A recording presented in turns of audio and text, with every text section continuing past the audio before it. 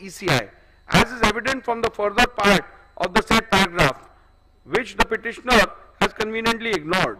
The respondents have further submitted that 2018 Constitution has been wrongly annexed as a document.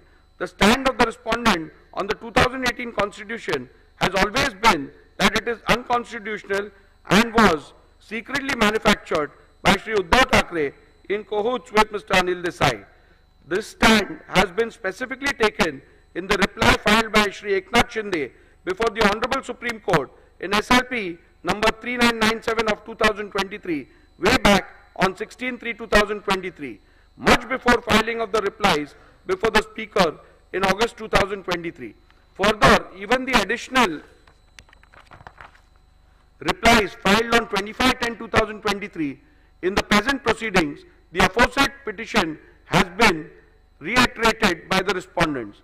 After having considered the submissions advanced by both the parties on the question as to which is the relevant constitution for the purpose of determination of the preliminary issue, I have come to the following conclusion. A. As per the Honorable Apex Court, if both the factions have submitted different versions of the constitution of the party, then in that case, what has to be taken into account is the constitution which was submitted to the ECI with the consent of both parties before the rival factions emerged. Before recording further conclusions, I find it imperative to reiterate that, pursuant to the initiation of these disqualifications, the Maharashtra Legislature Secretariat had vide letter dated 7 June 2023 requested the Office of the Election Commission of India to provide a copy of the party constitution / memorandum / rules and regulations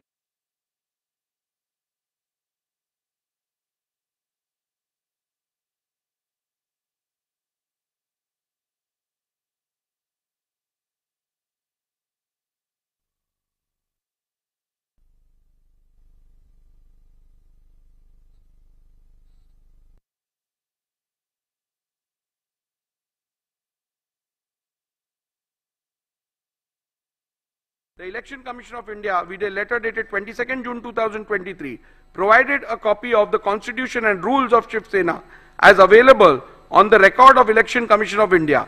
Further, with respect to amendments, if any, to the said Constitution of the party, the Election Commission requested the Legislature Secretariat to refer to the order dated 17 February 2023, passed by the ECI in dispute case number 1 of 2022. Having perused the same, it has to be noted that the copy of the Constitution of Shiv Sena provided by the ECI does not bear any date or year, but as per the ECI, that which is provided vide the reply is the only Constitution of Shiv Sena available on the record of the ECI. Further, with respect to the amendments, if any, to the said Constitution, the Election Commission, vide its order dated 17 February 2023, has held in paragraph 132 4b that the amended Constitution of 2018 is not on the record of the Commission. Thus, the petitioner's submission that the Constitution of the year 2018 has to be taken into account cannot be accepted, as I am bound to follow the directions of the Honorable Apex Court in Subhash Desai Supra, and accordingly take into account the Constitution which the Election Commission has provided. In my jurisdiction under the 10th schedule of the Constitution of India, I cannot delve into any other factor while deciding which is the relevant Constitution.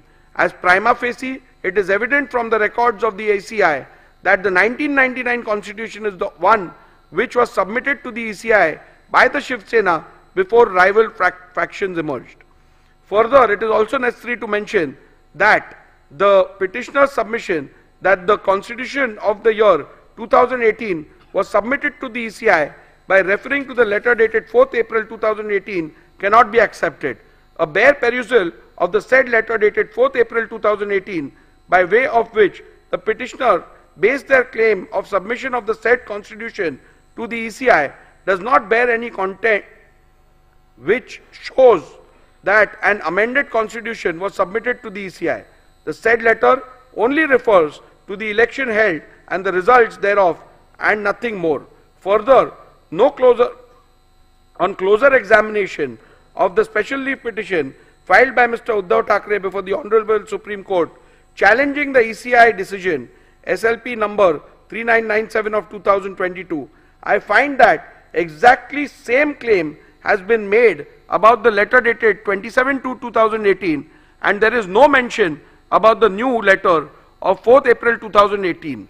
Accordingly, said letter of 2/7/2018 is on the website of the Election Commission of India. However, there is no document relating to the constitution annexed to it. Hence, on this ground also, petitioner's submission that the constitution of the year 2018 has to be taken into account cannot be accepted. Petitioner's submission that submitted before the speaker, petitioner's submission that into inverted submitted before the speaker would mean into inverted annexed by the petitioner and the respondents in their respective petitions and replies thereto cannot be accepted, as there is a clear provision under the 1986 rule where the leader has to submit the party constitution. Rule 3 subclause 1 subclause B of 1986 rule mandates that the leader into inverted shall furnish into inverted a copy of the rules and regulations, whether known as such or as constitution or any other name, of the political party concerned. Further, Rule 3 subclause 4 contemplates that whenever any change takes place in the information furnished by the leader of the legislature party under Rule 3 subclause 1, he shall as soon as may be thereafter, and in any case within 30 days from the date on which such change has taken place, or within such further period as the speaker may for sufficient cause allow, furnish in writing information to the speaker with respect to such change. Thus, the submission of constitution before the speaker has to mean submission under Rule 3 of 1986 rules. However, till date, Shiv Sena has not submitted any constitution on the record of the speakers of the speaker under the said Rule 3.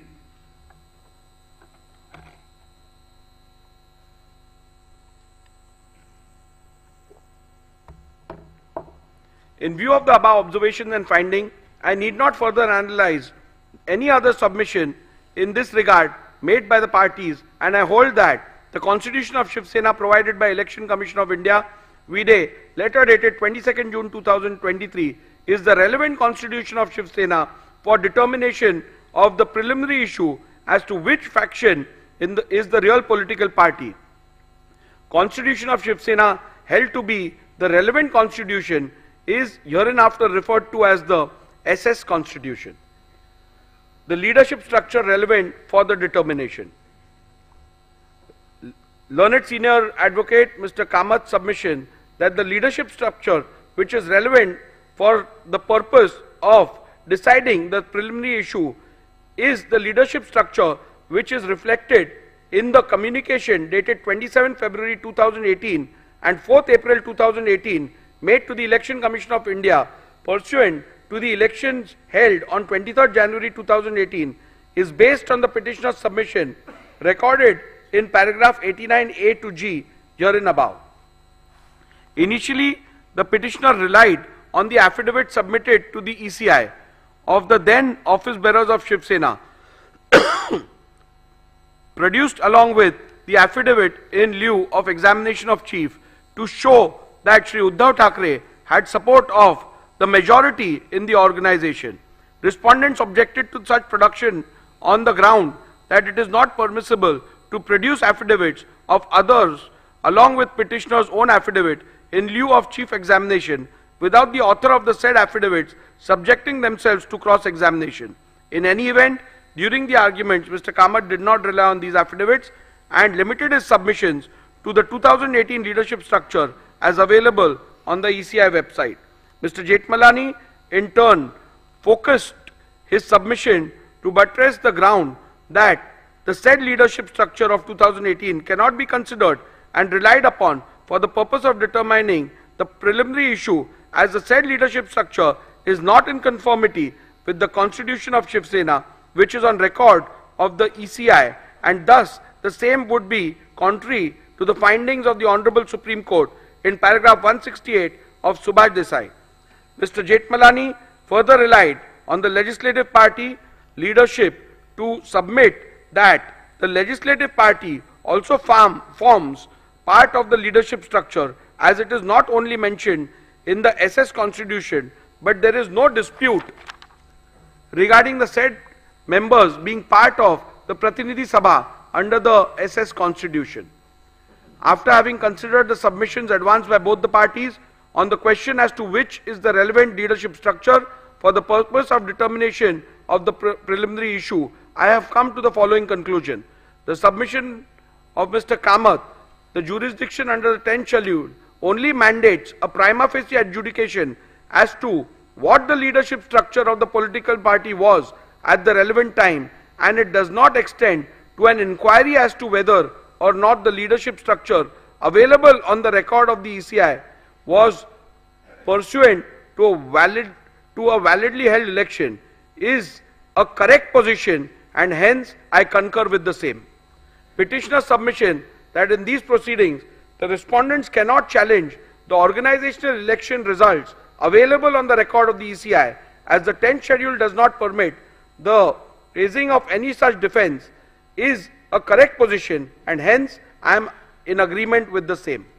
Respondent submission that the leadership structure of 2018 cannot be considered and relied upon for the purpose of determining the preliminary issue, as the said leadership structure is not in conformity with the constitution of Shiv Sena, which is on record of the ECI, does not arise at this juncture, as it is a submission which has to be considered while determining whether the said leadership structure can be relied upon for the purpose of determining which faction represents the real political party, which would be dealt with at the appropriate juncture. The only question which is to be determined in the current part of the order is what and who all constituted leadership structure of Shiv Sena at the relevant time. Respondents have led detailed evidence, and despite being confronted during cross-examinations, they have been able to demonstrate that no organizational elections were held on 23/1/2018. On the contrary, in the affidavit in lieu of examination of Chief of Shri Sunil Prabhu, PW1, has stated that organizational elections were held on 23/1/2013 and 23/1/2018. However, Shri Sunil Prabhu has not claimed any personal knowledge of the same or and whether he was present during the said elections. During his cross-examination, he was confronted with the letter dated 28/1/2013. Thereafter, a specific question was posed to him by Mr. Jethmalani as to whether he voted in the said election, to which he responded in the affirmative. The contents of the said letter clearly stated that all the candidates were declared unopposed. The contradiction was also put to the witness by Mr. Jethmalani in cross-examination. However, no justification for the same was put forth by the witness. In view of the above evidence and records before me, prima facie indicate that no elections were held in the year 2013 as well as in the year 2018. However, I, as the Speaker, exercising jurisdiction under the 10th schedule, has a limited jurisdiction and cannot go beyond the record of the ECI as available on the website, and hence I have not considered this aspect while determining the relevant leadership structure. Thus, in view of the above conclusions, I find that the leadership structure of Shiv Sena reflected in the letter dated 27th February 2018 available on the website of the ECI is the relevant leadership structure which has to be taken into account for the purpose of determining which faction is the real political party. The question whether which faction is the real political party is discernible from this 2018 leadership structure is discussed in paragraph 112 to 131 infra of the present order. The leadership structure so determined as the relevant leadership structure for the purpose of these disqualification petitions are hereinafter referred to as the 2018 leadership structure. Since in these proceedings both the factions are claiming to be the real political party, rival factions have emerged in the Shiv Sena. In view of the fact that rival factions have emerged and both the factions are claiming to be the real political party, it is imperative to prima facie determine when did the rival factions emerge. Thus, it is necessary to determine the relevant day on which rival factions emerged before further venturing into which of the faction was the real political party when rival factions emerged. At the outset, I must set straight the point that the determination of the Speaker exercising jurisdiction under the 10th schedule while deciding who the real political party is mandates only a preliminary inquiry which has to be done prima facie by taking into account material officially before the Speaker as the Master of the Legislative Assembly. I shall consider the facts relevant for the determination on what is before me as the Speaker of the Legislative Assembly.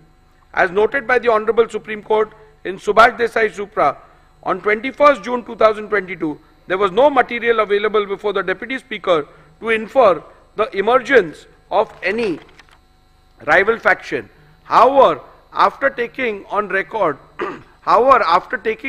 the resolution dated 21st June 2022 passed by the SSLP, disputed by the respondents, the very next day the then Deputy Speaker received a resolution disputed by the petitioner dated 21st June 2022, received by the then Deputy Speaker on 22nd June 2022, contrary to the resolution dated 21st June 2022.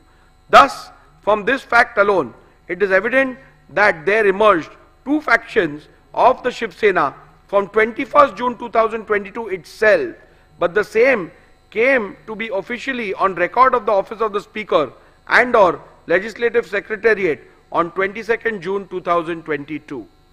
At this juncture, it is imperative to refer to paragraph 119 of Subhash Desai Supra, where the Honorable Apex Court, while discussing the legality of the recognition of leader and the whip of Shiv Sena accorded by the letter dated 3rd July 2022, held that the Speaker ought to have taken into consideration the split that took place within the Shiv Sena, which were discernible from two sets of resolutions appointing two different leaders and whips placed on the record by Shiv Sena before the Legislature Secretariat. This paragraph into bracket 119 read with Honorable Apex Court's finding recorded by the Honorable Apex Court in paragraph 157 of Subhash Desai Supra makes it clear that the law laid down by the Honorable Supreme Court is that in view of the deletion of paragraph 3 of the 10th schedule, when rival factions emerge as a result of rift/split in the party, the Speaker has to necessarily find which faction is the real political party while recognizing leader and the whip of the party. Thus, in view of the facts recorded in the preceding paragraphs and keeping in view the principles enumerated by the Honorable Supreme Court in Subhash Desai Supra as recorded in paragraph 84 herein above, I have come to the following conclusion that the emergence of the two factions of Shiv Sena can be inferred from 21st June 2022 itself, and the same came to be a matter of official record of the office of the Speaker and or the Legislature Secretariat on 22nd June 2022. Conclusion: having decided the 1. relevant constitution of Shiv Sena, 2. leadership structure, and 3. the relevant point for the purpose of determining the preliminary issue, I have made the following analysis, observations and determinations on the preliminary issue of which faction was the real political party when two factions emerged. For the purpose of analyzing, discussing and determining the issue, the faction of the petitioner is hereinafter referred to as UBT faction, and likewise the respondent's faction is referred to as the Shinde faction. The applicability of the test of aims and objectives. I am not going into the details of reading the applicability of the test of aims and objectives, because as you are aware that in accordance with the directions of the Apex Court and otherwise, the speaker is not required to get into the political thicket with regards to the aims and objectives of a political party. So I am restricting it to pronouncement, and you can have a look at it once you apply for the certified copy.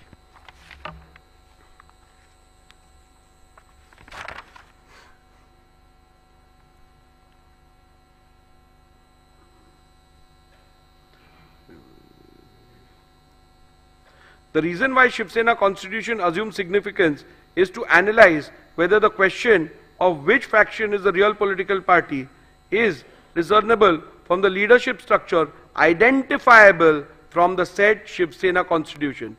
So the Shiv Sena constitution is relevant to the extent of identifying the leadership structure. Leadership structure as a criteria to determine who was the real political party. As I have already held which is the relevant constitution and the leadership structure of the Shiv Sena to be taken into account for deciding the preliminary issue, I now have to see whether the relevant leadership structure read with the SS constitution provides answers to the question which faction is the real political party and consequently determine the same.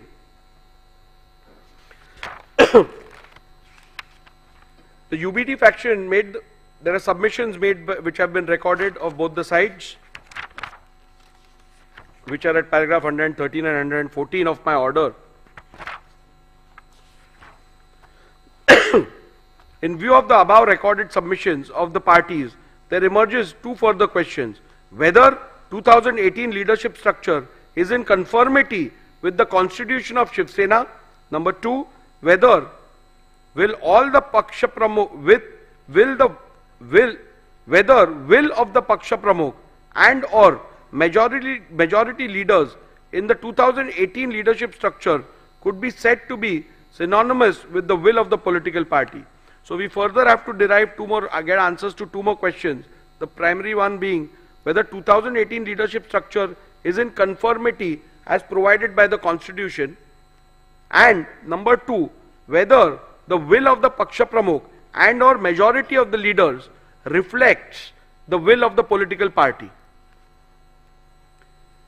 As there are contrasting submissions on the question, it is necessary to peruse the SS constitution and the 2018 leadership structure and then record a finding as to whether the 2018 leadership structure is in conformity with the constitution of the Shiv Sena.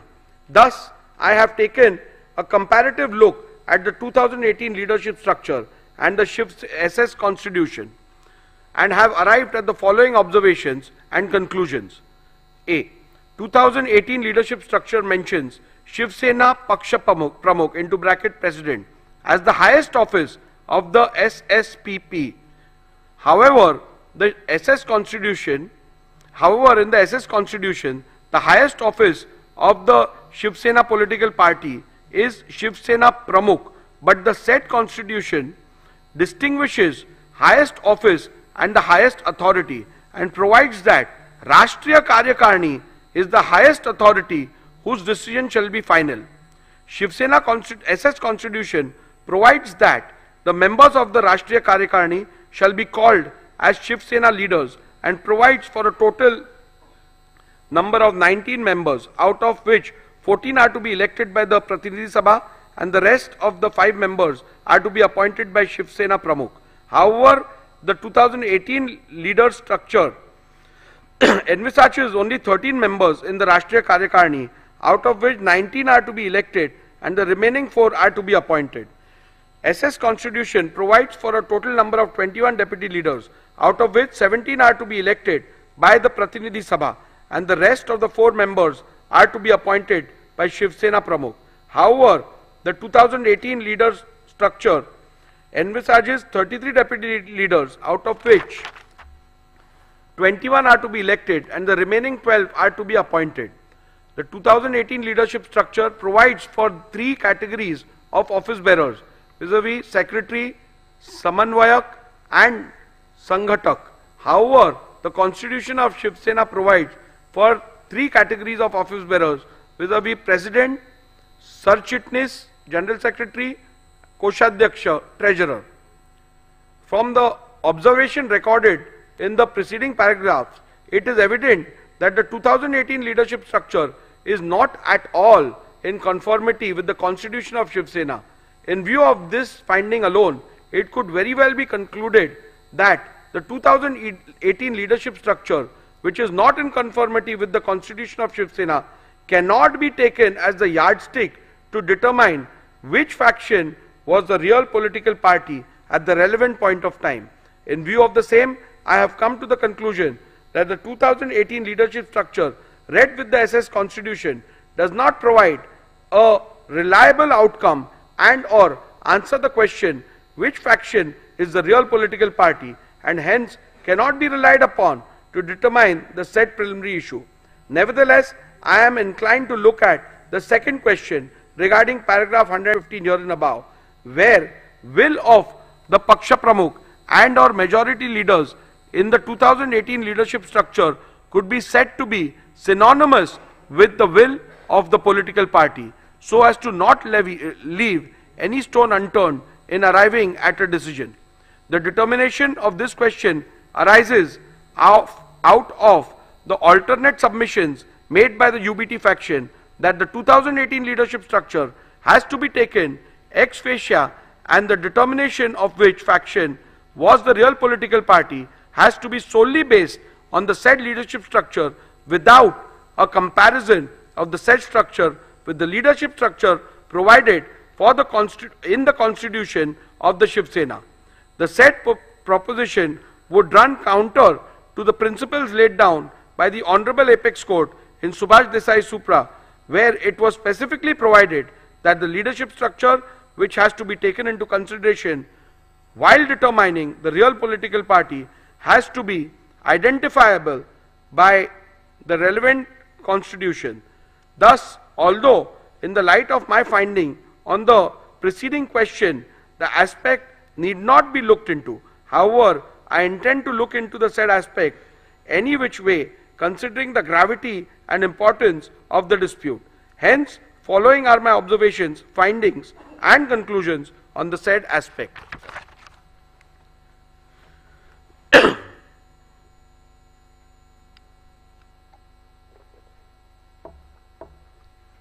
UBT faction has submitted that the decision of the Paksha Pramukh is synonymous with the will of the political party, and thus if there is a rift in the leadership structure, the decision of the Paksha Pramukh constitutes the will of the political party. This proposition is devoid of merit, as I do not find any substance to allow the same. The reason for the same are recorded herein below. The proposition perhaps would have been a valid point if the party president was the sole repository of the decision making with respect of the policy and administration of the party. For analyzing the said submissions, a perusal of the SS Constitution was made. The SS Constitution provided that Rashtriya Karyakarni shall be the highest authority of the party, and its decision in all matters concerning the party policy and party administration shall be final. It is also to be noted that the Paksha Pramukh is only a presiding member of the said highest authority in the party, and in no way is the sole repository of decision making in the party. Thus, in view of the same, the submission that the decision and or the will of the Paksha Pramukh is synonymous with the will of the political party cannot be accepted. It would be appropriate to note that the SS Constitution does not even have a post called Paksha Pramukh. However, it was argued by the UBT faction that the nomenclature difference in the 2018 leadership structure and the SS Constitution is not a relevant factor for the purpose of deciding the preliminary issue. Even though I have held in paragraph 117 that 2000 leadership structure is not at all in conformity with SS Constitution, I shall consider this submission. The Constitution of Shiv Sena provides for Shiv Sena Pramukh. The submission of the petitioner that Shiv Sena Pramukh mentioned in the SS Constitution is the same post of Shiv Sena Paksha Pramukh termed in the 2018 leadership structure. By relying on the powers of Shiv Sena Pramukh, it was argued by the UBT faction that he is the authority under the party constitution vested with the powers to remove any member of the party. Thus, it was further argued that an authority who is vested with such power of removal reflects the will of political party with respect to removal of members from and for anti-party activities. However, a complete reading of the said provision in the party constitution reveals that the said submission is factually wrong. The said provision in relation to the powers of Shiv Sena Pramukh clearly provides that such a power is not absolute and it has to be exercised in consultation with the Rashtriya Karyakarani. Further, it has to be noted that such a power is only available to the Shiv Sena Pramukh for the purpose of removal of members mentioned in Article 8, Schedule B of the said Constitution. The said schedule does not deal with leaders of the party. Leaders of the party is given under Schedule A of the said article. Thus, Shiv Sena Pramukh does not have any power to remove any leader of the party.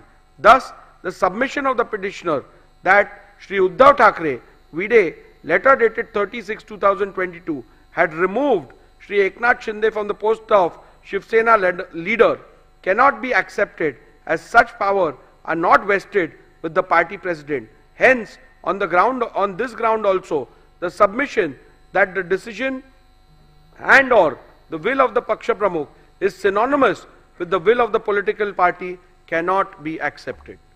If this proposition is accepted, then in a situation where the party president, who is also a legislator, itself defects, then he could simply escape the wrath of the 10th schedule by pleading that his decision is the will of the party. Further, if this proposition is to be accepted, it would mean that no member can ever voice concern against the party president, and the party president might possibly be able to seek disqualification against any member who questions his credibility. This would run contrary to the concept of intra-party dissent. In view of the clear and unequivocal finding of the Honorable Supreme Court at paragraph 183 to 190 of Subhash Desai, I will be falling foul of the judgment of the Honorable Supreme Court in Kyoto Holohan, wherein the constitutional validity of the 10th schedule was itself upheld on the grounds that it is not an anti-dissent law if this proposition is accepted. I shall now proceed to consider whether the will of the majority leaders in the 2018 leadership structure is synonymous with the will of the political party. An alternate submission was made that even if the Paksha Pramukh is not accepted as the repository of the will of the political party, the decision of the leadership structure has to be construed as synonymous with the will of the political party. This proposition is also devoid of merit, and I do not find any substance in it for following reasons. In a circumstance where there is no dispute amongst the leaders identifiable by the constitution of a political party, the proposition would have held water. However, the factual matrix of the present matter is different. This is a matter where there is a dispute within the leadership structure itself. It is to be noted that in the present matter, rival factions have emerged in the legislature party, political party, and thus inevitably amongst leaders of the party as well. Thus, it would not be wise to apply this proposition in the present matter. The existence of split stroke rift in the leadership structure is admitted by the petitioner and or the UBT faction, as can be inferred from the petitioner's affidavit in lieu of examination in chief of PW1, petitioner himself, that the leader of the UBT faction did not have the support of all the members of the 2018 leadership structure when rival factions emerged. Thus, the submission that the decision of the leadership structure has to be construed as synonymous with the will of the political party could have perhaps be applied in a situation where there is a dispute between some members of the party and the elected leadership. In such a case, the leadership of the party could have possibly taken the stand that their decision would have to be taken as the decision and will of the political party until they are so removed from the leadership structure by a mechanism recognized by the constitution of the said political party. However, as I have noted earlier, in the present matter, rival claims have emerged wherein the leadership structure about the leadership within the leadership structure about the leadership itself. In such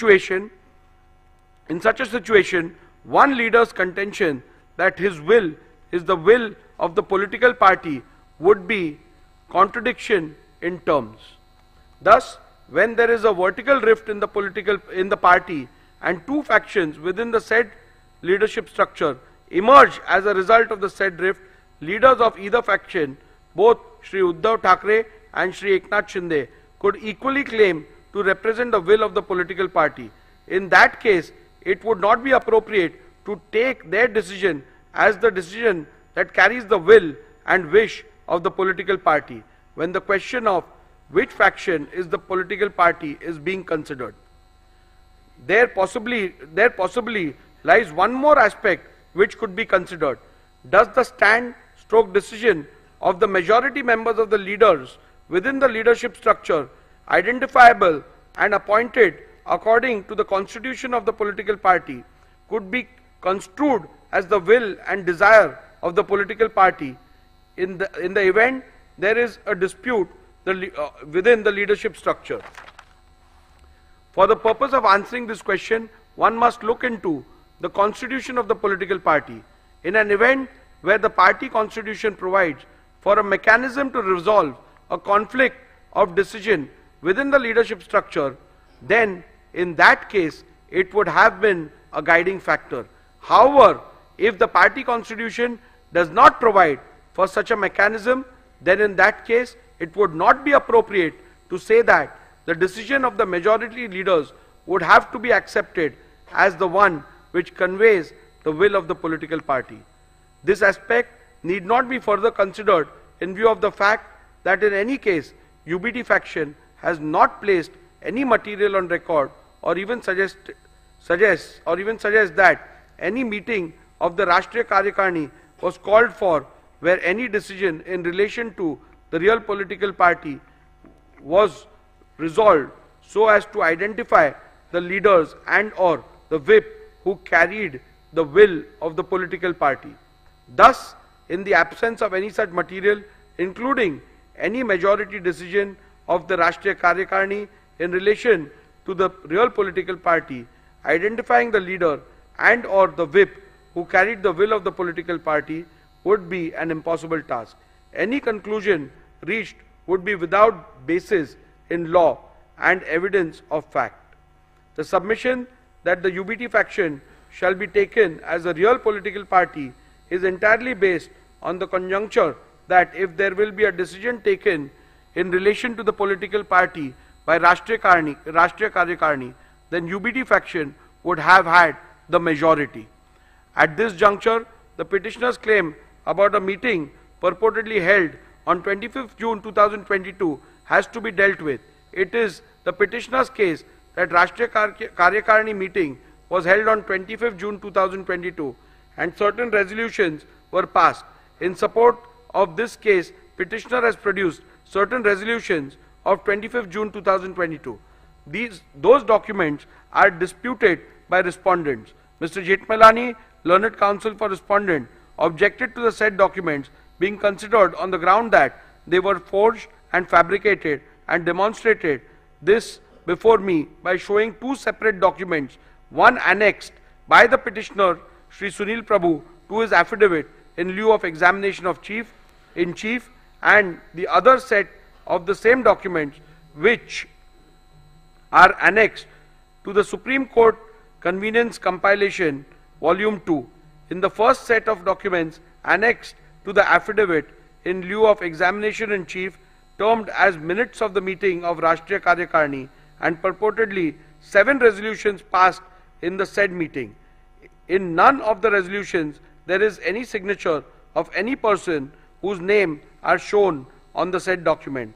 Only on page 105 of Sri Sunil Prabhu's affidavit in lieu of examination in chief, there is a sole signature of Sri Vinayak Raut, who is shown as Shiv Sena secretary. The perusal of the said document shows that the meeting was termed as Rashtriya Karyakarni. In the second set of documents, which are annexed to the Supreme Court Convenience Compilation Volume 2, the resolutions are shown on different pages, and they are not part of any minutes which was annexed to the affidavit in lieu of examination in chief of Sri Sunil Prabhu. These resolutions are shown on the letterhead of Shiv Sena, Rashtriya Karyakarni Baitak into bracket Pratinidhi Sabha. Petitioner relied on these documents to show that 7 resolutions have been passed, but in none of these documents there is even a single signature, save and except for signature of 2 persons. The name mentioned as proposer and seconder are not even members of Rashtriya Karyakarni, like Shri Rahul Shevaye, who is not a member of Rashtriya Karyakarni, who has stepped into the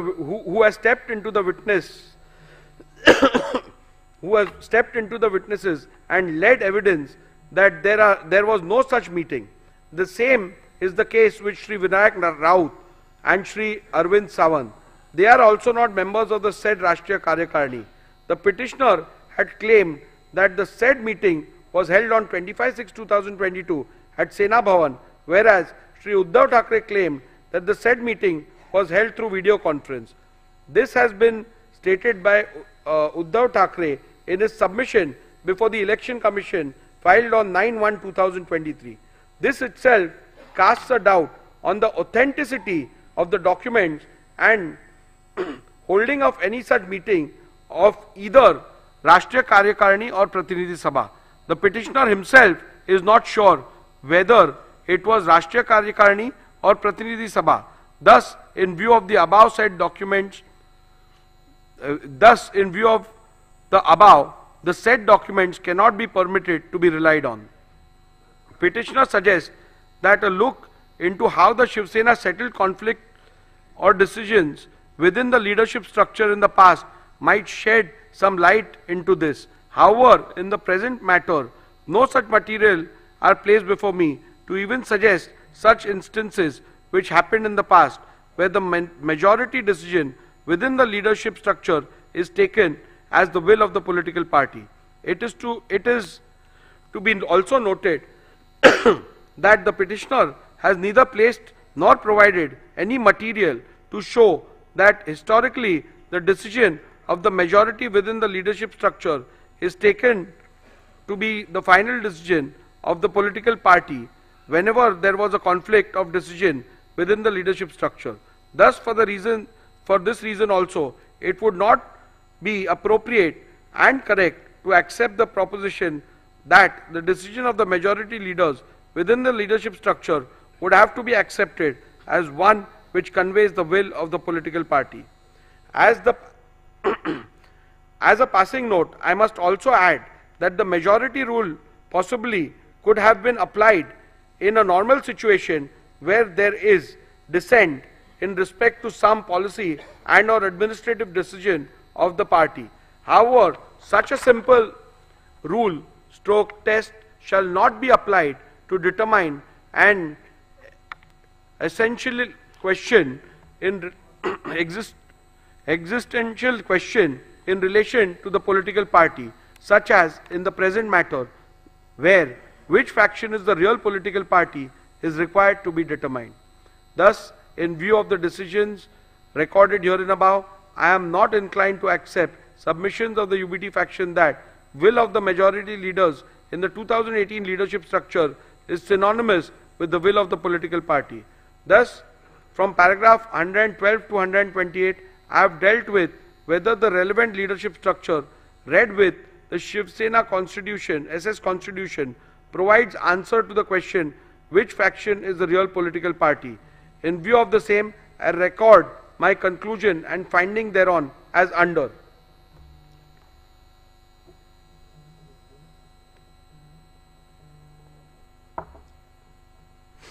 The 2018 leadership structure is not at all in conformity with the constitution of Shiv Sena and thus does not provide a reliable outcome and or answer to the question which faction is the real political party and hence cannot be relied upon to determine the preliminary issue. Decision of the Paksha Pramukh is not synonymous with the will of the political party and thus if there is a rift in the leadership structure, the decision of the Paksha Pramukh cannot be taken as the will of the political party. When there is a vertical rift in the horizontal leadership hierarchy of the political party and both the factions within the said leadership structure emerged as a result claim to represent the will of the political party, it would not be appropriate to apply the test of which of the said faction decision carries the will and wish of the political party. In the case of Shiv Sena political party, will of the majority leaders in the 2018 leadership structure cannot be said to be synonymous with the will of the political party. In view of the findings recorded in the preceding paragraph, I hold that the 2018 leadership structure read with the SS Constitution does not provide any reliable answer to the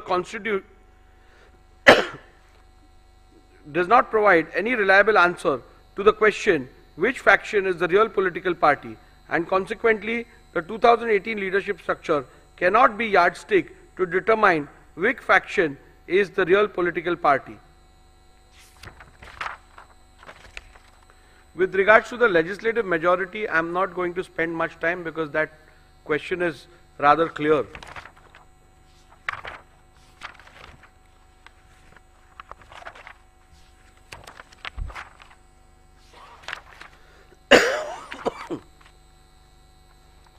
In view of the above observations and findings, I hold as follows. Which faction is the real political party is discernible from legislative majority which existed when the rival factions emerged. Legislative majority which existed when the rival factions emerged can be discerned and or inferred from 1. The Shinde faction resolution dated 21st June 2022 and 23rd June 2022 available on record of the Legislature Secretariat and the admitted position which can be inferred from the initiation of petitions against 38 legislators of Shinde faction by the UBT faction. Shinde faction had an overwhelming majority of 37 out of 55 MLAs with the rival when the rival faction emerged. From my analysis, observations, conclusions and findings recorded in paragraph 82 to 144 herein above, I hold that Shinde faction was the real Shiv Sena political party when rival factions emerged on 21st June 2022.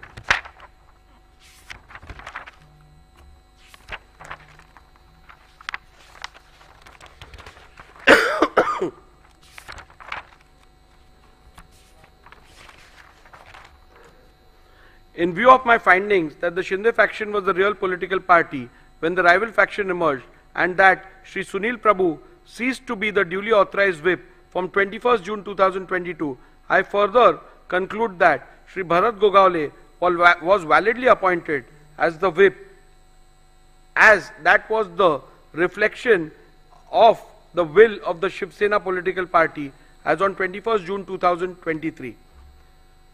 Following are the final conclusions, which is again a summary.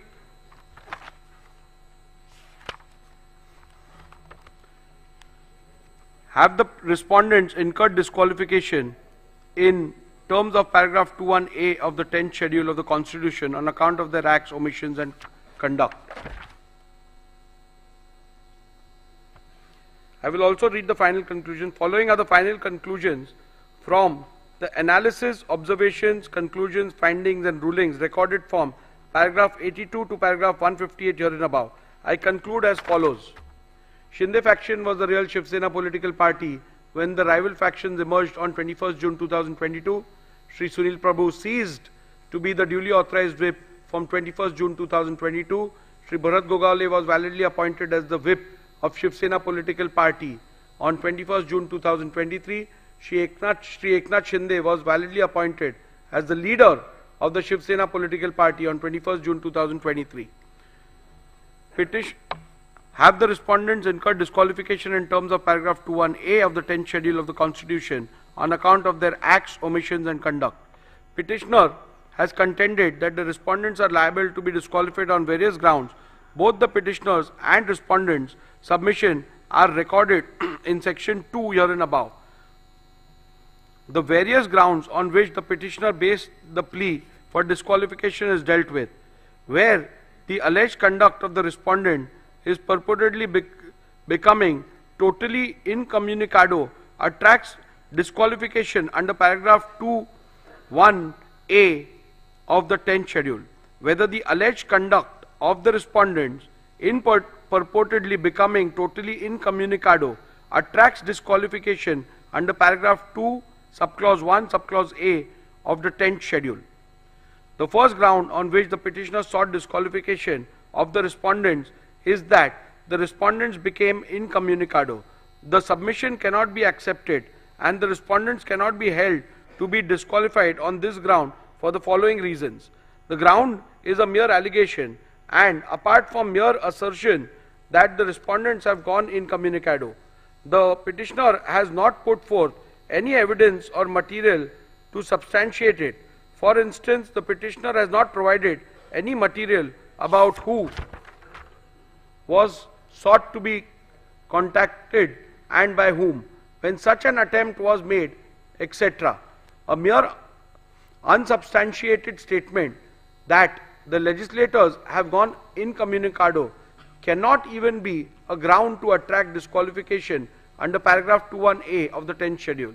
When rival factions emerge in a political party, especially within the leadership, it is possible for both the factions to allege that the other faction has gone incommunicado.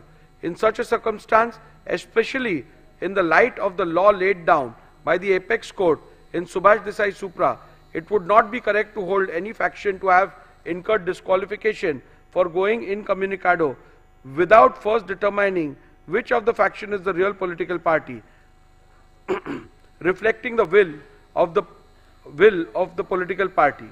Also, having held that the Shinde faction was the real political party when the rival factions emerged, the submission of the petitioner that the respondents have gone incommunicado ceases to hold any meaning for the purpose of disqualification. On the 20th of June 2022, elections for the Legislative Council were held. In his cross-examination, Shri Sunil Prabhu, PW1, stated that all the MLAs were present for the same. In the face of this evidence, it would not be possible to accept that the legislators had gone incommunicado. Respondents have placed that they have been in touch with the UBT faction. They substantiated it by stating that Shri Milind Narvekar and Shri Ravindra Phatak, MLC, of the UBT faction had gone to Surat and met Shri Eknath Shinde and other respondents on 21st June 2022 on the instructions of Shri Uddhav Thackeray. This fact was not denied by the petitioner Shri Sunil Prabhu when a suggestion was put to him in the cross-examination. In fact, the petitioner admitted that Shri Milind Narvekar and Shri Ravindra Phatak, MLC, of the UBT faction had gone to Surat and met Shri Eknath Shinde and other respondents. Also, three of the witnesses for respondents have testified that Shri Milind Narvekar and Shri Ravindra Phatak, MLC, of the UBT faction had gone to Surat and met Shri Eknath Shinde and other respondents. On 21st June 2022, on the instructions of Shri Uddhav Thackeray, the testimony stood the test of cross-examination and the petitioner could not establish otherwise. Thus, on this count alone, or this count also, it would not be possible to accept the legislators were incommunicado, Whether the deliberate absence of the respondent in the SSLP meetings purported to be held on 21st June 2022 attracts disqualification under paragraph 21A of the 10th schedule.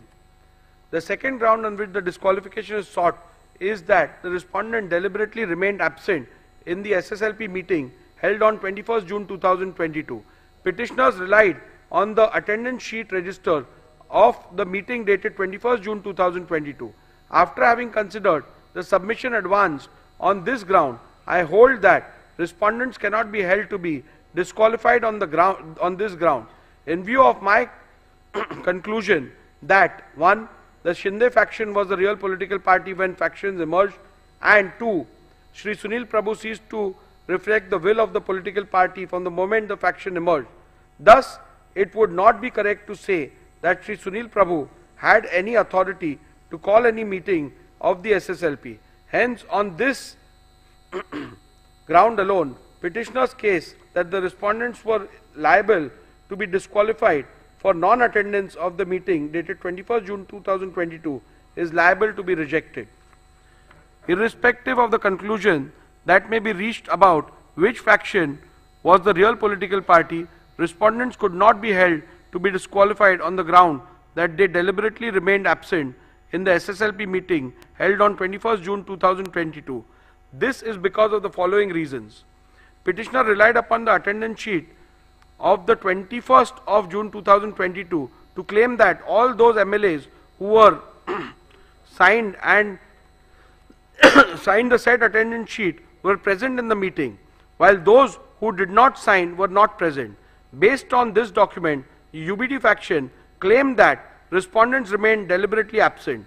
A comparison of the original attendance sheet produced along with the affidavit in lieu of chief examination of the petitioner Shri Sunil Prabhu, PW1, with the copy of the attendance sheet produced and verified as a true copy along with the petition, reveals that the two do not match. There are glaring discrepancies. The copy claimed to be the original of the said attendance sheet has a handwritten date of 21st June 2022, whereas the copy verified as the true copy of the original produced along with the petition does not have it. Further, Shri Sunil Prabhu stated in his cross-examination that the documents relied as the attendance sheet was in fact a register of MLAs to whom the whip of 21st June 2022 was served and received. So, facts show: 1. There are glaring discrepancies in the said attendance sheet. 2. The statements of Shri Sunil Prabhu shows the document relied upon as attendance sheet of MLA present on 21st June 2022 is in fact a register of service and receipt of the whip dated 21st June 2022 of the MLAs. Thus, the said document is unreliable and cannot be taken as proof of non-attendance of respondents in the meeting held on 21st June 2022. Hence, on this count as well, petitioner's case that the respondents are liable to be disqualified for non-attendance of the meeting dated 21st June 2022 has to be rejected. Further, all the respondents have denied the receipt of any whip for attending the meeting on 21st June 2022. Countering this, petitioner Shri Sunil Prabhu in his affidavit in lieu of examination in chief stated that the whip for 21st June 2022 meeting was sent via WhatsApp by Shri Marosh Harish Chandra Chaugle to Shri Prabhakar Kaye, PA of Shri Eknath Shinde.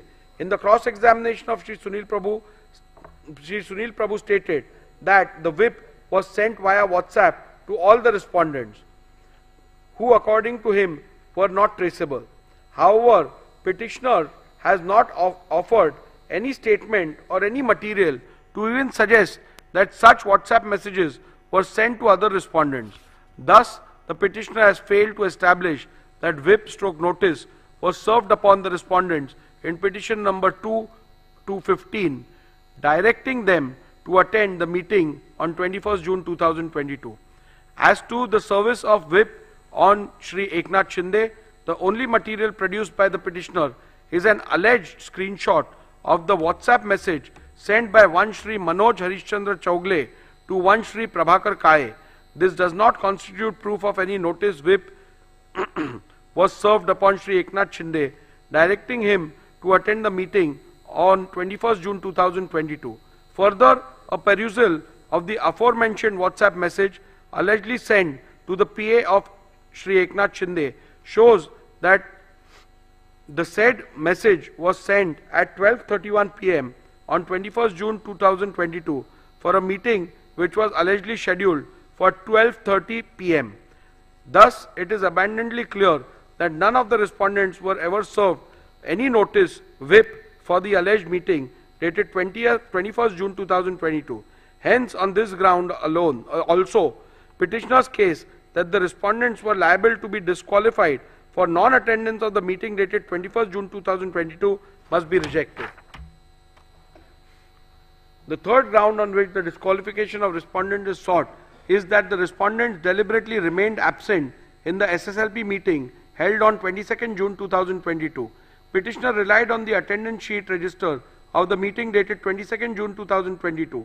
After having considered the rival submissions, I hold that respondents cannot be held to be disqualified on this ground in view of my conclusion that 1.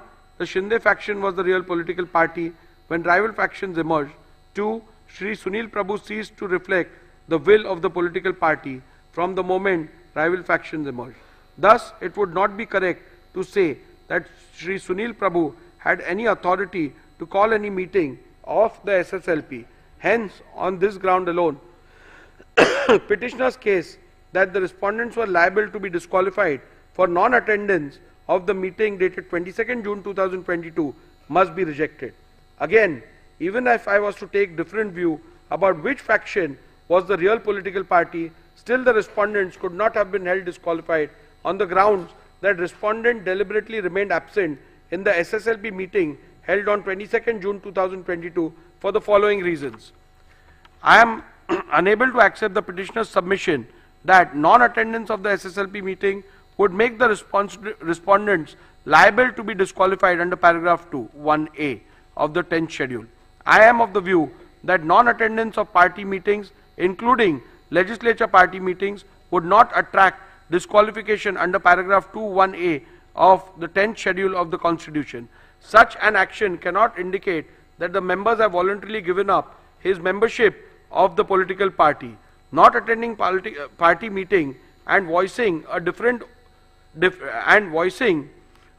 of opinion outside the house are matters between the members and his party and have nothing to do with clause 2(1)(a) of the 10th schedule. Non-attendance of the meeting can at the most be termed as an act of dissent within the party. If viewed as a form of expression, it would be protected by freedom of speech and expression, which includes dissent and is not only an integral part of fundamental rights under Article 14, 19 and 21 of the Constitution, but is an aspect of the basic structure of the Constitution also. Therefore, even if the alleged non-attendance is seen as an expression of dissatisfaction, it cannot be treated as conduct attracting disqualification within the purview of paragraph 2(1)(a) of the 10th schedule. Further, I find the petitioner's reliance on Shriman Bayasaheb Patil versus Karnataka Legislative Assembly 2020 2 SCC 595 is misplaced, as in that matter the disqualification was not only on the grounds of non-attendance of a party meeting but was found to attract disqualification when considered with the surrounding circumstances, such as non-attendance of the assembly session along with non-attendance of meetings. Petitioner relied upon the attendance sheet of the 22nd June 2022 to claim that all those MLAs who had signed the said attendance sheet were present in the meeting, while those who did not sign were not present. Based on this document, UBD faction claimed that respondents remained deliberately absent. A comparison of the original attendance sheet produced along with the affidavit in lieu of chief examination of the petitioner Shri Sunil Prabhu PW1 with the copy of the attendance sheet produced and verified as a true copy along with the petition reveals that the two do not match. There are glaring discrepancies. The copy claimed to be the original of the said attendance sheet has a handwritten portion on top in which it is not which is not present in the copy annexed to the petition, verified as the true copy of the original. The original of the said attendance sheet has 17 signatures, and in the copy annexed in the petition, verified as true copy of the original, has only 15 signatures. Thus, glaring discrepancies in the said attendance sheet makes the said document unreliable and hence cannot be taken as proof of deliberate non-attendance of respondents in the meeting held on 22nd June 2022. Hence, on this count as well, petitioner's case that the respondents are liable to be disqualified for non-attendance of the meeting dated 22nd June 2022 is liable to be rejected. In view of my conclusions reached above and the findings that the Shinde faction was the real political party when rival factions emerged, it would not be correct to say that respondents have incurred disqualification under paragraph 21A and the 10th schedule by passing the resolution dated 21st June 2022. Hence, on this ground alone, petitioner's case that the respondents are liable to be disqualified for passing the resolution dated 21st June 2022 must be rejected. The next ground on which disqualification of respondents is sought is that the respondents acted in concert with BJP. This ground is a mere allegation, and apart from the mere statement that the respondents have acted in concert with the BJP, the petitioner has not provided any material to substantiate the same. Thus, a bald, unsustained statement that the legislators have acted in concert with the BJP cannot be a ground to attract disqualification under paragraph 21A of the 10th schedule. The next ground on which the petitioner seeks the respondents' disqualification is that they made anti-party, anti-coalition statements. Again, this ground is a mere allegation, and apart from a mere statement that the respondents have made anti-party, anti-coalition statements, the petitioner has not provided any material to substantiate the same. Newspaper/media reports relied on the petitioner cannot be taken as conclusive evidence of anti-party activities. It can at the most only be only considered hearsay. Thus, a mere unsubstantiated statement cannot be ground to attract disqualification under paragraph 21A of the 10th schedule. In conclusion, I would like to make some observations about dissent, indiscipline, and what acts as indiscipline would attract disqualification under the 10th schedule. If some member or members in a given case go overboard and make some statements or do some acts which may be considered indiscipline, it would be for political party to deal with them appropriately. Looking at the degree and gravity of the indiscipline, the concerned member may be censored, admonished, or reprimanded, or given a mere extreme punishment such as suspension or expulsion from the party as may be warranted by party rules. The 10th schedule is not intended as a device to be used for imposing intra-party discipline, much less for administering the party. No party leadership can use the provisions of the 10th schedule as a deterrent to stifle the collective dissent of large number of members by threatening them with disqualification under the 10th schedule. In a given case, when a tussle for leadership arises between leaders in a political party, the elected members, as indeed the common party workers, usually cannot remain mute onlookers. They are compelled to choose sides. Wherever whatever else may be the consequences of this action or inaction, the parties cannot expect that the high office of the Speaker can be used to eradicate opposition or quell dissent in party ranks by employing the mechanism of the 10th schedule. In any case, the Speaker has no role to play in this game of political tussle between warring party leaders. The Speaker merely goes to the letter of the law and the spirit behind introduction of penal consequences in the 10th schedule, which in my considered view is to preserve the democratic foundations of the legislature or the parliament. I must keep in mind this object underlying the 10th schedule and ensure that the dispute falls within the provisions of paragraph 21A and B, and that his powers are not sought to be invoked with ulterior motives for party gain. In view of my conclusions and findings recorded herein above, petition number 1 to 16 of 2022 are hereby dismissed.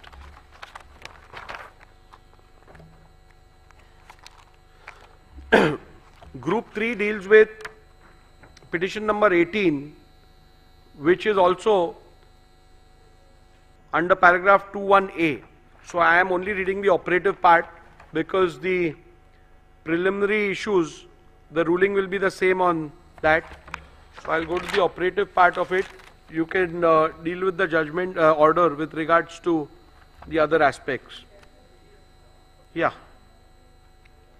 In view of my conclusion and findings recorded herein above, petition number 18 of 2022 is hereby dismissed.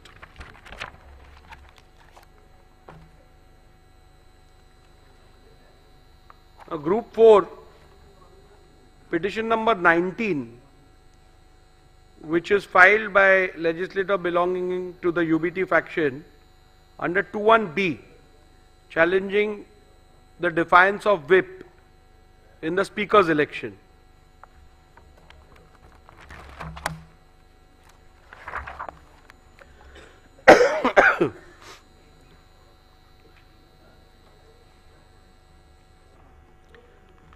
Petitioner has contended that the respondents are liable to be disqualified on various grounds. Both the petitioners and respondents' submission are recorded in section 2 herein above. However, the prayer for disqualification in the present petition is restricted to the alleged violation of whip dated 2nd July, allegedly issued by the petitioner in respect of the election of the Speaker held on 3rd July 2022. Other amendments are all repetitions of submissions in petition number 1 to 16 and petition number 18 of 2022. Thus, my finding thereof may be read and referred to in respect of the amendments under paragraph 2, subclause 1, subclause A of the 10th schedule. Thus, the only ground on which the petitioner sought disqualification of respondent is that the respondent has violated the whip dated 2nd July, allegedly issued by the petitioner in respect of election of the Speaker held on 3rd July 2022. This submission cannot be accepted and the respondents cannot be held to be disqualified in view of my conclusion in respect of the real political party that the Shinde faction was the real political party when the rival faction emerged, and Sri Sunil Prabhu ceased to reflect the will of the political party from the moment rival factions emerged. Thus, it would not be correct to say that Sri Sunil Prabhu has any authority to issue any whip on 2nd June 2022. Hence, on this ground alone, petitioner's case that the respondents are liable to be disqualified for violation of whip dated 2nd July 2022 must be rejected. Irrespective of any conclusion that may be reached about which faction was the real political party, respondents could not be held to be disqualified on the ground that they violated the whip dated 2nd July 2022. This is because of the reasons recorded here and below.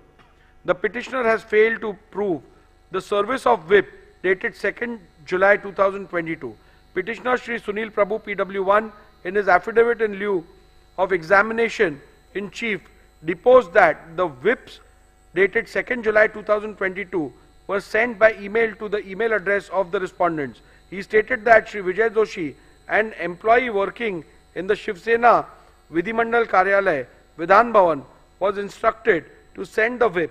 He further deposed that 2 whips dated 2nd July 2022 were sent by Shri Vijay Joshi to the respondents in disqualification petition number 19 and 21 of 2022. We did 3 emails dated 2nd July 2022. The said emails were produced along with the affidavit in lieu of evidence in chief. He further stated that email addresses of the respondents were taken from the email addresses mentioned in the official list of members of Maharashtra Legislative Assembly 2023 or as mentioned in a list furnished by the advocates for the respondents. We did the email dated 21st September 2023. Shri Vijay Joshi PW2 specifically filed affidavits in lieu of examination of chief and deposed that he was working in the Shiv Sena Vidhimandal Karyalay, Vidhan Bhavan in June 2022 and on instructions of Shri Sunil Prabhu sent 2 whips dated 2nd July 2022 to the MLA of Shiv Sena Legislature Party. We did 3 emails. He produced printouts of email dated 2nd July 2022 along with whip dated 2nd July 2022. However, during the cross-examination of Shri Vijay Joshi PW2, he deposed that one computer operator printed the whip dated 2nd June 2022 and he along with 2 peons distributed the whip to all the legislators of Shiv Sena. Further, he also deposed during cross-examination that acknowledgements were taken. Thus, the witness who was specifically brought to depose in respect of the service of whip dated 2nd July 2022 made extremely contradictory statements in the affidavit in lieu of examination in chief and during cross-examination. Further, it is to be also noted that the acknowledgement talked about by Shri Vijay Joshi PW2 were never brought on record. Coupled with the above facts, respondents have demonstrated how some of the email IDs in the printout of the email produced by Shri Vijay Joshi are wrong. In view of the above, I hold that petitioner has not been able to establish the service of whip dated 2nd July 2022 and thus petitioner's case that the respondents were liable to be disqualified for violation of whip dated 2nd July 2022 must be rejected. Rule 3 subclause 5 of the members of Maharashtra Legislative Assembly disqualification on the grounds of defection rule 1986 provides that where a member belonging to any political party votes or abstains from voting in the assembly contrary to the directions issued by such political party or by any person or authority authorized by it in this behalf without obtaining in either case the prior permission of such political party, person or authority, the leader of the legislative party concerned, or shall as soon as may be thereafter and in any case within 30 days from the date of such voting or abstention inform the speaker as in form 2 whether such voting or abstention has or has not been condoned by such political party, persons or authority.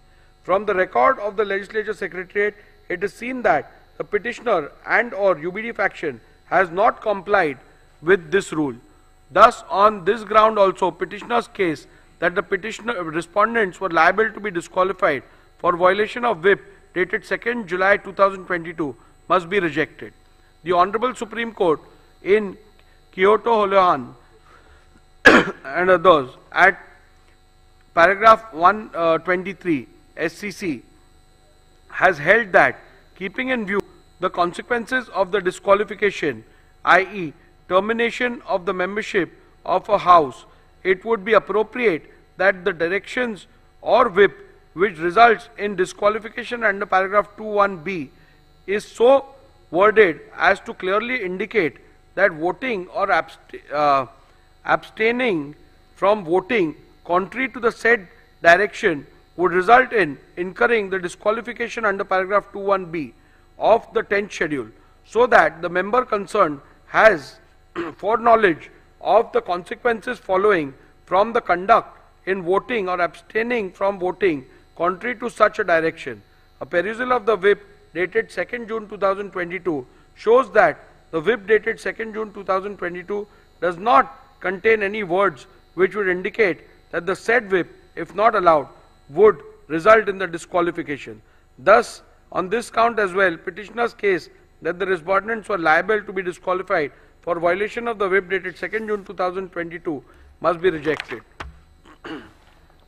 At this juncture, I intend to look into respondent's submission that a whip cannot be issued in an election to the post of speakers has to be considered, even though the learned counsel for the petitioner submitted that in normal course of events no whip is issued for the election of the post of the speaker, but he submitted that the election held on 3rd July 2022 was not in normal course, but it was crucial event linked to the sustenance of the government. Petitioner further submitted that in any election where a candidate has been set up by the political party, then in that case the directions of the political party are binding on the legislator in important elections. At the outset itself, I must state that the record that the petitioner's submission that in a speaker's election candidates are set up by a political party is truly wrong. As a convention, the candidates are not usually seen as candidates set up by political party.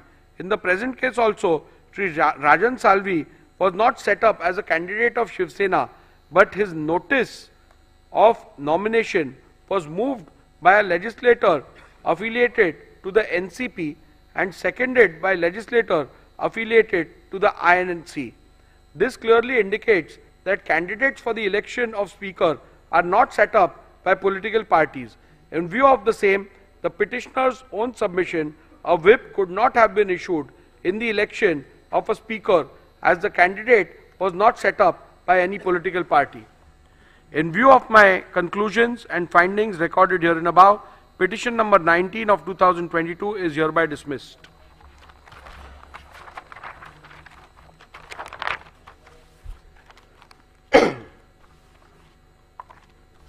Petition number Group 6, which consists of petition number 21, again filed by a legislator belonging to the UBT faction under 2(1)(b) for defiance of whip issued during the confidence motion. I will only read the operative part and you can refer to the judgment for the details. The preliminary issue has already been decided in the previous orders, so that will apply to this as well. In view of my conclusions and findings recorded herein above, petition number 21 of 2022 is hereby dismissed.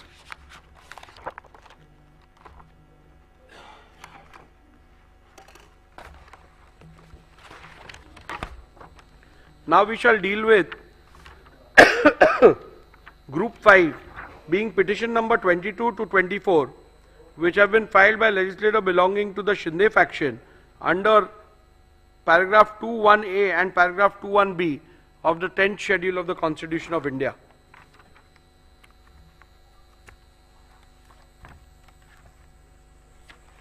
Again, here I am not dealing with the preliminary issue which has already been ruled in the previous order. So I will directly go. Disqualification petition number 20 and 22 to 34 of 2022 has been filed by the petitioner Shri Bharat Gogawale against Shri Nitin Chandrakant Deshmukh and 13 other members of the 14th Maharashtra Legislative Assembly under paragraph 2(1)(a) and paragraph 2(1)(b) of the 10th schedule of the Constitution, inter alia on the following grounds: that a. Respondents have by their conduct voluntarily given up their membership of the SSLP, and 2. Respondents have voted against the whip issued on 3rd July 2022, wherein all members of the SSLP were issued directions to vote in favor of the confidence motion held on 4th July 2022.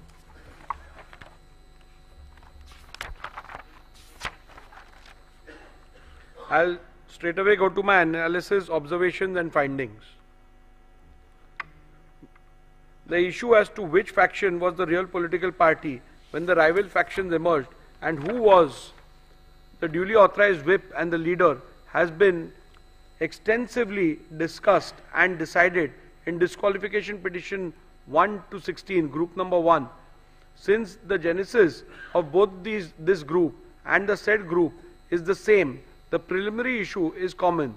Thus, the said decision on preliminary issue decided in disqualification petition number 1 to 16 of 2022 be read as the decision hereunder.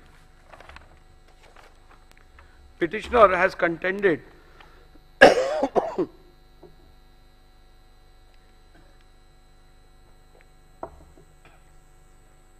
Petitioner has contended that the respondents are liable to be disqualified under paragraph 21A of the 10th schedule. This submission cannot be accepted and the respondents cannot be held to be disqualified on the grounds for the reasons that this ground is a mere allegation, and apart from mere assertion that the respondents have voluntarily given up the membership of SSLP, the petitioner has not put forth any evidence or material to substantiate it. A mere unsubstantiated statement that the legislators have voluntarily given up the membership cannot be a ground to attract disqualification under paragraph 21A of the 10th schedule. I have perused my record as well as a copy of the whip issued by the petitioner, which is signed by the petitioner as Chief Whip and Shri Eknath Shinde as the leader of the legislature party. Though the petitioner tried to show that the said whip was served and delivered on the respondents, the petitioner has failed to prove the service of the whip on each and every MLA of Shiv Sena. I have also examined in detail the cross-examination of the petitioner, Shri Bharat Gogavle, and have found major inconsistency in the answers regarding physical service of the whip, and therefore this evidence cannot be accepted. Insofar as delivery by WhatsApp is concerned, the same also was produced on the last day of the evidence despite ample opportunity for the same. Even the pleadings filed by the petitioner are silent on the issue of service. In these circumstances, it will not be justifiable for me to take on record a document purporting to be a screenshot of WhatsApp messages which were admittedly sent through a third person mobile number, i.e. one Mr. Santosh Kadam, who also did not step into the witness box. Thus, petitioner's plea to disqualify respondents cannot be accepted.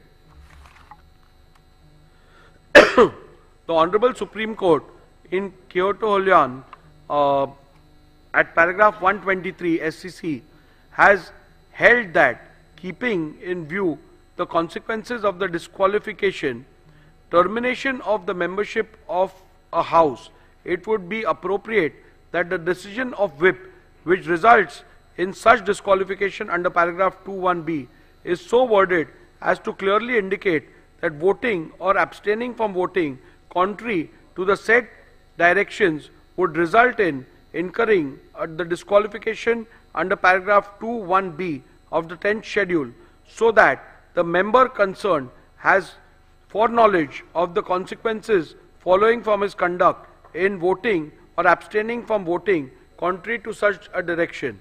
A perusal of the whip dated 3rd July 2022 shows that it does not contain any words which would indicate that the said whip, if not allowed, would result in disqualification.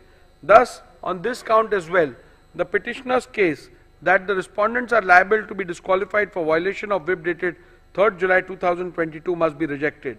Rule 3 subclause 5 of members of Maharashtra Legislative Assembly, disqualification on grounds of defection rule 1986, provides that where a member belonging to any political party votes or abstains from voting in the assembly contrary to any directions issued by such political party or by any person or authority authorized by it in this behalf without obtaining in either case the prior permission of such political party, person or authority, the leader of the legislature party concerned, or shall as soon as may be thereafter and in any case within 30 days from the date of such voting or abstinence inform the speaker as in form 2 whether such voting or abstinence has or has not been condoned by such political party, person or authority.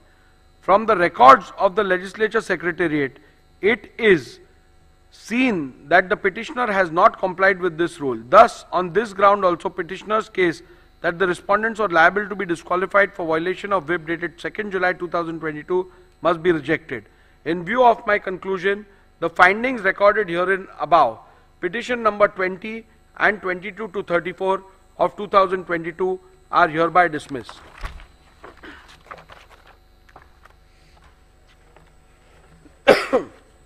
Group 2, petition number 17 against 2 independent MLAs and 1 Mr. Bachchu Kadu of PJP party. The same are dismissed.